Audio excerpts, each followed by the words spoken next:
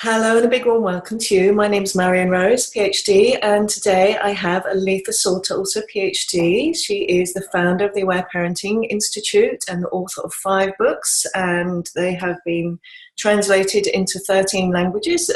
Not all of them, but a lot of them. Actually 17 languages. 17, it's gone up. 17, I counted. And one or more of them has been translated into 17 languages. Yeah. That's amazing. Yeah. So welcome, Aletha. I'm so happy to be having another conversation with you today. Yeah, it's always nice. I always enjoy talking with you. Thank you. That's such a... I'm so happy hearing that. So today we're going to talk about something that is so big for parents, I think, isn't it? Probably maybe one of the biggest, along with maybe discipline, sleep. Yeah, sleep. Big topic, isn't it? So I wondered how it would be to start to talk about, I think often parents think there are kind of almost like 2 broad options. They either kind of put up with frequent night waking for 3 years or so, or they need to resort to some form of controlled crying or cry out or self-soothing. And what I love about aware parenting is, to me, it really seems it's like, I call it the third way. And I wonder if you'd explain a little bit about why it's the third way, why it's a different option to these other 2. Yeah. Well, it's totally different from those other 2. We don't, with what I call the crying in arms approach, we don't leave the baby alone, but we don't stop the crying. So it's kind of a both, but the best of both. That's how I see it. There is a need to cry to release stress, to release tensions. That's very beneficial, but crying alone is not helpful. Yes. So we can hold our babies and just let them cry in arms, and that helps them sleep better. Yes. Yeah. It's such an amazing thing, isn't it? Because I think, again, what I love about aware parenting is often, again, a lot of other paradigms seem to either fall into try and do everything we can to meet a baby or child's needs, but ignore our own needs as parents, or try and do everything we can to meet our own needs as parents, but maybe not so much caring about or considering the needs of babies and children. And again, I love with this approach, we get to have a restful night's sleep early in the peak, and our babies get to be securely attached and also have sleep and get to express their feelings. So it's a wonderful thing, isn't it, that everyone gets the needs. It meets everybody's needs, exactly. And nobody gets left out. Nobody has to suffer. Yeah. Yeah. So do you want to talk a little bit about what is happening from an aware parenting perspective? What's going on in controlled crying or cry out, or you call it cry out in the States? In the US, we call it the cry it out approach. And I know in UK and Australia, it's the controlled crying. Basically, it means leaving babies alone when they're crying, not picking them up, just ignoring them for a long time.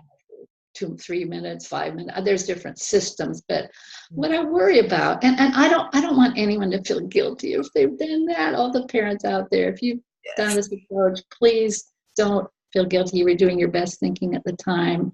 I did it. I confess. I let my son cry alone. Someone convinced me that would solve his night waking problem, and I feel very guilty about that. But he's fine. He's fine. and we can always repair these kinds of mistakes. That's the good thing about this approach. Yes. So, but what I worry about when we ignore babies when they're crying, I worry that they're going to lose their sense of trust. They're going to become terrified. They're going to really get incorrect information about themselves. They're going to think nobody loves them when they're crying. They're going to think we don't care about them. And studies have shown that it does increase stress, that the cortisol levels, when babies are left alone, their cortisol levels are high, and that's a measure of stress. So it is worrisome to leave babies alone when they're crying. Yeah, it's not what I recommend. Yeah. I really hear that. And what I think I learned this piece from you is really that babies who are left alone to cry in those ways do actually still keep on waking, but they usually turn to whatever it is that they've learnt to hold in those feelings. Maybe it's sucking their thumb or clutching a blanket or a soft toy. So they are actually still waking, but they've learnt to, on their own, Right. feelings that are showing up at those times. Right. And people call that self-soothing, and some people think that's good, but it's not necessarily a good thing, because they're not getting that connection with us, and they're still needing to cry, and they're, it just doesn't meet their needs, this approach. Again, don't want anyone to feel guilty. Yeah, I love that. It's never. I love that from you. It's never too late to repair. So parents who are watching, listening, have done that. It's really possible, as you did with your son, to repair. And yes. And in terms of the other side, maybe babies or toddlers or 3-year-olds or 4-year-olds that are still waking frequently at night, from an aware parenting perspective, would you like to explain a bit about what's happening there? Well, what the most likely thing that's going on is probably that they just need to cry more in arms, that they've maybe they're used to being put to sleep with some kind of soothing, either feed breastfeeding, nurse sucking, either some kind of rocking movement, all these things that we feel we have to do to calm babies down. And they haven't had a chance to use the natural physiological calming mechanism, which is releasing stress by crying in arms. So that's the natural way we relax. And these, what I think is more artificial calming methods, they usually don't work for more than an hour or two, a couple hours, and that's when the next waking up happens. They do put babies into a calm state, but it's temporary. It's temporary. And what I love how aware parenting just makes so much sense, doesn't it? It's really logical and rational that, when babies or toddlers or children enter a more light state of sleep, then the feelings that are still there, that we've used kind of ways to repress those feelings bubble up again. Whereas when we support them in expressing those feelings within our loving arms, using that lovely natural relaxation mechanism, then those feelings have actually left their body, so they actually feel naturally relaxed, don't they, rather than kind of more repressed relaxed. Right, and they sleep longer stretches at night. It's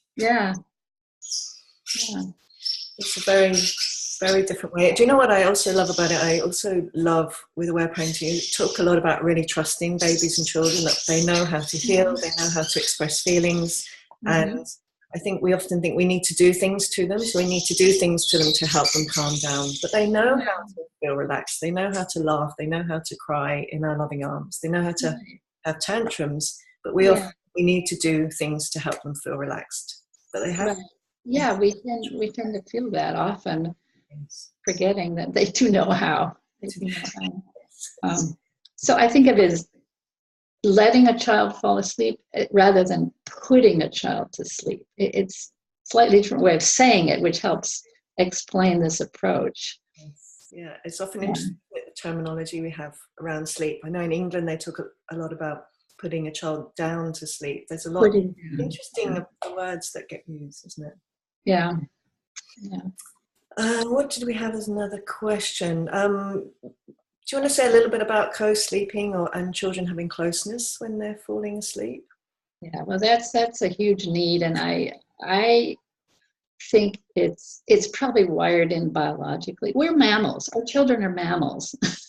we mustn't forget that. So, as far as I know, all land mammals, the young sleep next to their mothers, and this is for warmth, protection, nourishment.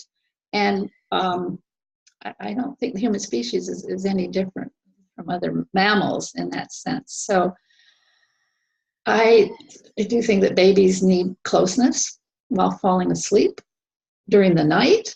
If that works for families to some form of co-sleeping, I highly recommend it. I'm not militant about it. I will support parents who prefer to put their babies in a crib or a cot, you'd say. But I do recommend closeness at night. and while falling asleep. I tell them if they use a crib or a cot to at least hold them until they're asleep, and then don't ignore them during the night if they should wake up.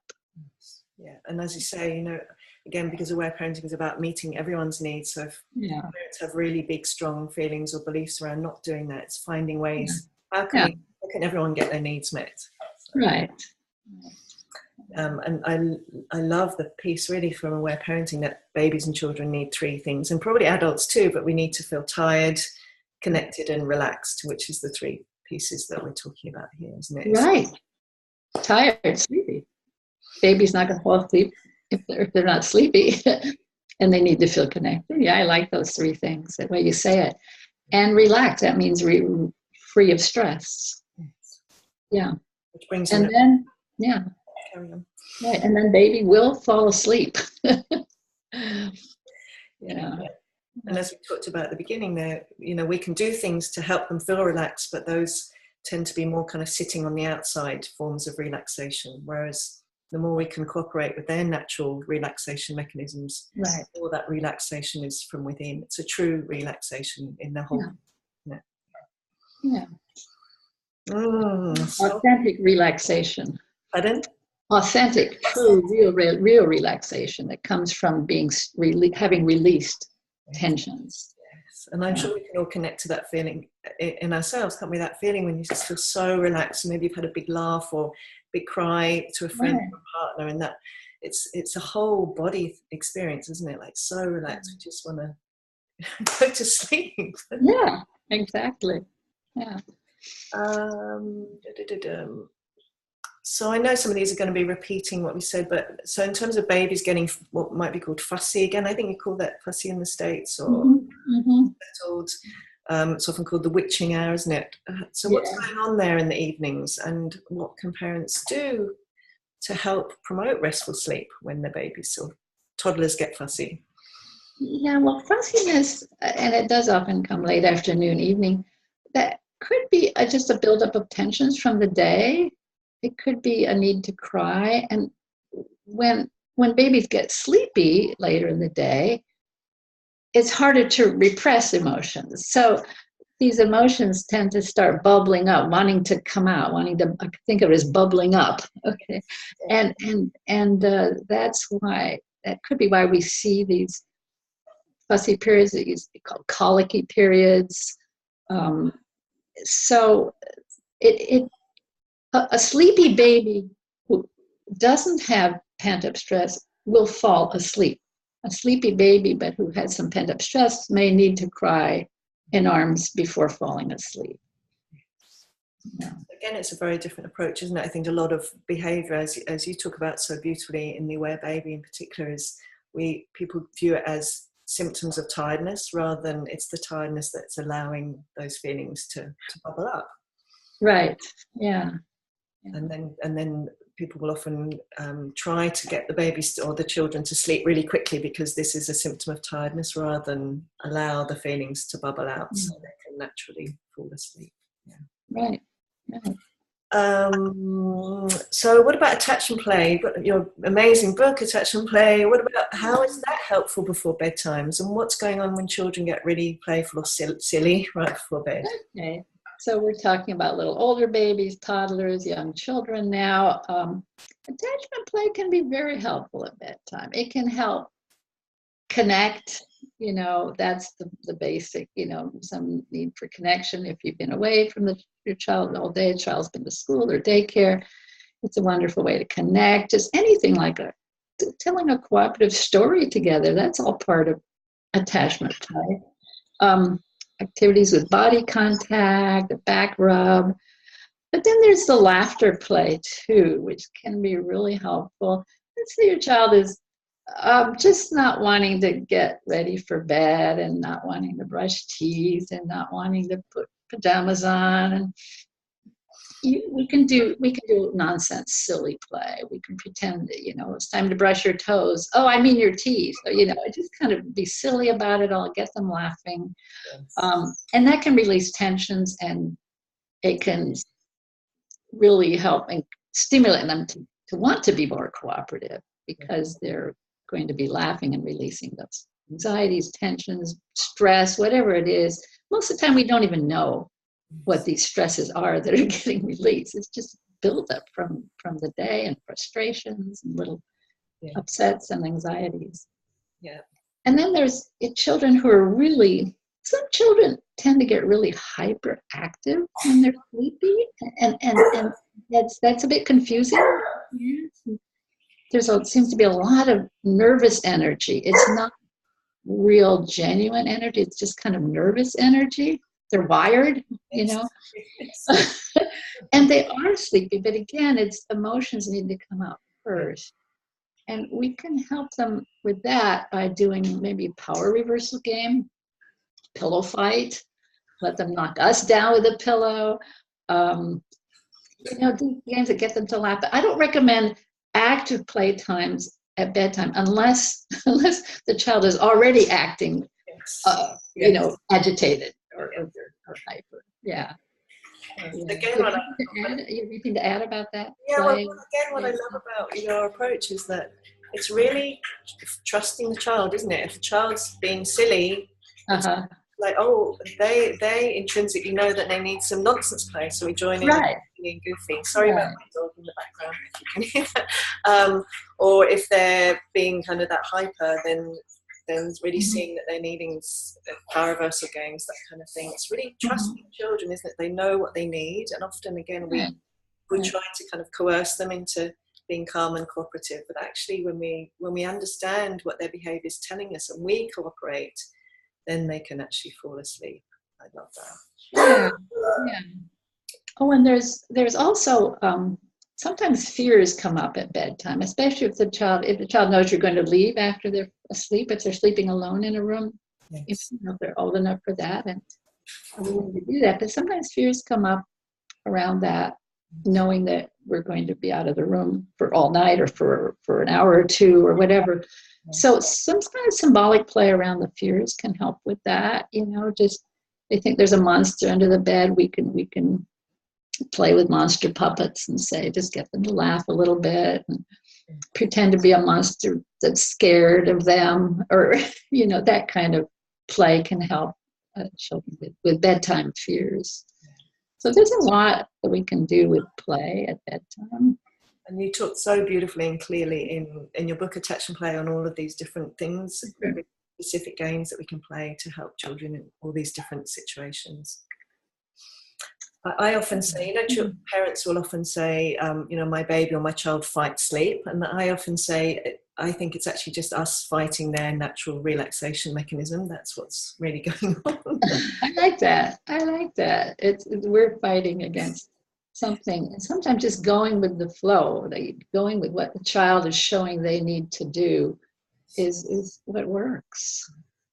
So lovely. It's so lovely. And it's kind of a relief, isn't it? We can actually go with that rather than fight against that.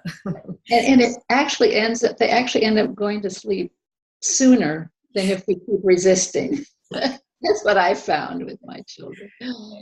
I often talk about, I don't know if you know the yin and yang symbol, the black and the white. Oh, yeah. And I often think, if we try and get our children to feel relaxed, then that leads to them being wakeful. Whereas if we go with that, the cry or the play or the rambunctiousness, the big cry, the tantrum, then they can actually go into natural relaxation and have a nice, relaxed, restful sleep. Right. That made me think of another important aspect of bedtime. If we ourselves are stressed, anxious, anything, any kind of very frustrated, maybe not even with them, but just with our life, they're going to sense that. And especially, and this is from birth on, our babies aren't going to be able to relax easily if they pick up on our stress. So that's another important thing. We need to find ways to relax ourselves, have a good cry, but also just calming our minds. There's techniques for that. Just while we're putting our baby to bed, our children to bed, it can help. Yeah, and again, I think so important. Part of your work is really the importance of doing our own self-care, our own listening to our feelings, our childhood issues that come up. So important, isn't it? Yeah. How are we doing for time? I think we've pretty much talked most. I'd love to just talk that to the last one. You've talked in a different conversation about the joy of helping in parents in consultations around sleep. Yes. Do you want to say just a little bit about what you see happens for those parents and their babies or children? Yeah, well, the reason I like that, it's so rewarding for me, is because often there is progress pretty quickly. Yes. When the parents implement this approach. And one thing that I find where parents get stuck, and where I try to help, some parents get stuck in thinking that it has to be the mother who puts the child to bed, or the baby to bed, who does bedtime. Yeah. And it doesn't have to be the mother. And when it's past the newborn period, obviously the mother needs to breastfeed and the father can't do that. But, after about a few weeks, 4, 6, or a few months, or some mothers get in the habit of just nursing their babies to sleep, and thinking it has to be them because that's the only way the baby will fall asleep. And that's an age where I recommend then you can nurse your baby a little earlier in the evening, then do a story, and then let your partner, let the non-nursing partner take over, okay? And that's kind of that sometimes produces a huge, wonderful breakthrough for families, because they realize, oh, someone else can do this, if they don't need to be fed to sleep, breastfed, they don't need to suck to sleep, it can be the other parent. And that has been really helpful. So that's what I see. I frequently give that advice. And some others are resistant and think it has to be them. Yeah. But doesn't my baby need me? Yes, of course their babies need their mother, but they also need their fathers, whoever the other parent is. Yes. And that can really strengthen the relationship with the non-nursing partner. Yes. And that it really has good results. Yeah. It's so amazing. And for all age children as well, isn't it? This isn't just for babies. And again, it's what I love about aware parenting rather than what I call classical attachment parenting, is it often brings in the dad or the non-nursing partner. If it's two mums or moms, right. It really, it means it can be so much more of an equal. Yes, exactly. Wonderful for the other parent, isn't it? That they can do right. Right. And I know families now who do aware parenting from the birth of their child, and right from the start, the two parents take turns putting the baby to bed from very early. Yes. And these children get to be toddlers, and they say perfectly happy with either parent putting them to bed. I've heard 2-year-olds say, whose turn is it to put me to bed tonight? Perfectly happy with either parent. And I think that's lovely. Wonderful, isn't it? And then, of course, for the nursing or the breastfeeding mum or parent, then there's more likely to be more rest and more time to fill her own cup. So it's just, and again, another way to meet everyone's needs. The baby child gets to express their feelings and be with dad or other mum. Yeah. Everyone gets their needs met. So. And the non-nursing partner often feels left out in the relationship and feels like there's nothing they can do, there's no role for them, but there is. Yes. Yeah. So wonderful. So is there anything else you wanted to say around sleep? I know we've so yeah, I think we've covered pretty much everything. I like your 3 things. Babies need closeness, connection. Babies need to feel sleepy, or children, and they need to be free of tensions, to be relaxed. Yeah. 3 things to keep in mind. Yes, and so helpful. I always like lists, and I love your work. There's so many lists of 3 that I find so helpful to remember. So thank you.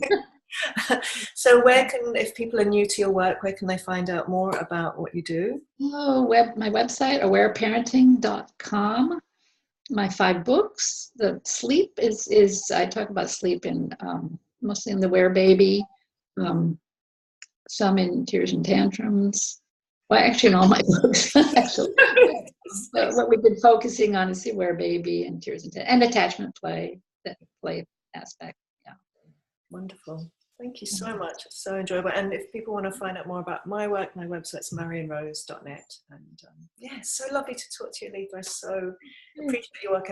And really, you know, from the parents that I've worked with around sleep, the transformation that comes to know that we really don't need to have endless night waking for 3 or 4 years, or to resort to feeling so desperate and resorting to leaving our babies in ways that aren't so helpful. And again, to really remind everyone who's watching or listening, it really is never too late to change.